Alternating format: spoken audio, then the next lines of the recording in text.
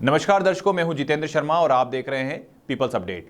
अब बात करते हैं बिहार के विधानसभा चुनावों पर, क्योंकि जिस तरह से परिणाम सामने निकल कर आए हैं और एनडीए ने यहां पर बड़ी जीत दर्ज की है, ऐसे में ये जानना जरूरी हो जाता है कि इस जीत के मुख्य कारण क्या है। तो आइए मैं आपको बताता हूं कि आखिर बिहार में ऐसा क्या हुआ।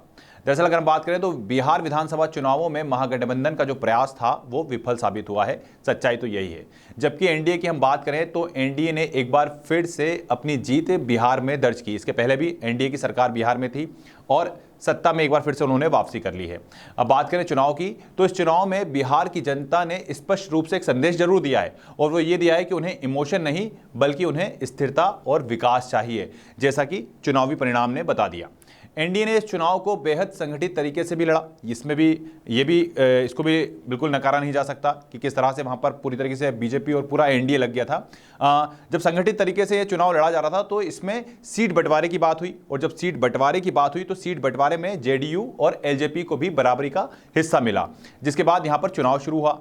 अब जहां भी नाराजगी हुई, यानी कि क्योंकि जाहिर सी बात है, जब सीट बंटवारा हुआ था कई लोगों के टिकट काटे गए थे, कई सिटिंग एमएलएस के टिकट काटे गए थे, तो ऐसे में नाराजगी भी निकल कर आई थी।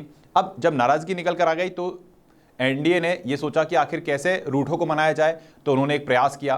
केंद्रीय गृह मंत्री अमित शाह को मैदान में उतार दिया और अमित शाह ने जो मैदान संभाला, वाकई में क्या कहना है, इन परिणामों ने बता दिया। क्योंकि शाह जैसे ही मैदान में उतरे तो उन्होंने पहले कार्यकर्ताओं से सीधा संवाद किया।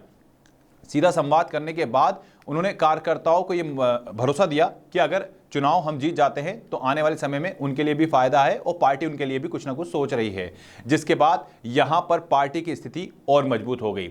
इसके अलावा अगर हम बात करें तो चुनाव से पहले प्रधानमंत्री नरेंद्र मोदी के द्वारा महिलाओं के खाते में 10-10 हजार रुपए भेजने का जो फैसला था वो गेम चेंजर साबित हुआ है।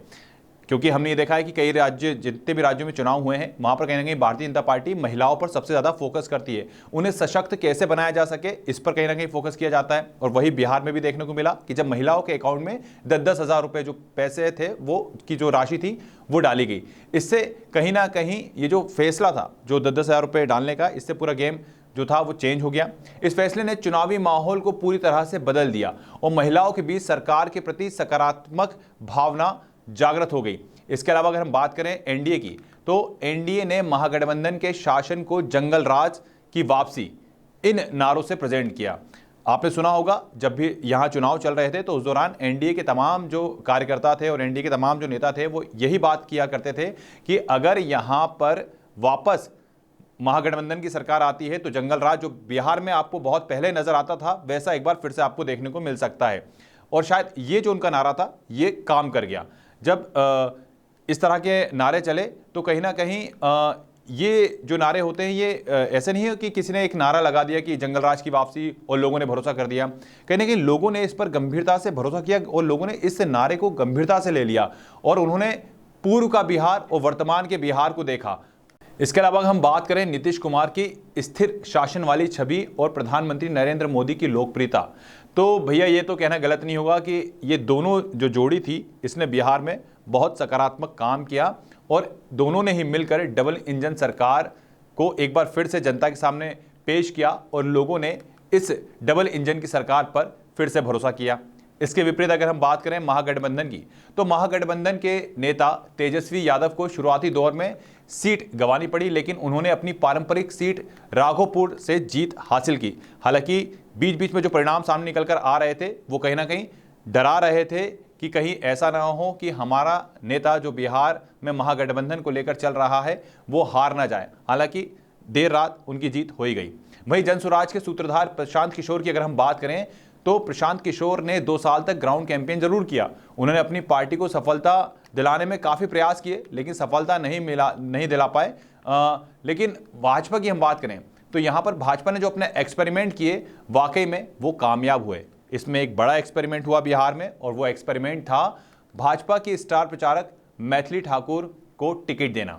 मैथिली ठाकुर को जब टिकट दिया गया अलीनगर से तो यहां पर उनका विरोध हुआ। पार्टी के जो नेता थे उन्होंने विरोध किया, लेकिन जैसा कि मैंने आपको बताया कि अमित शाह ने यहां पर कमान संभाली थी और अमित शाह ने कमान संभालने के साथ ही रूठों को मनाया था, जिसके बाद कहीं ना कहीं पूरा गेम चेंज हुआ और मैथिली ठाकुर को टिकट देना बीजेपी के लिए कहीं ना कहीं एक प्लस पॉइंट हुआ।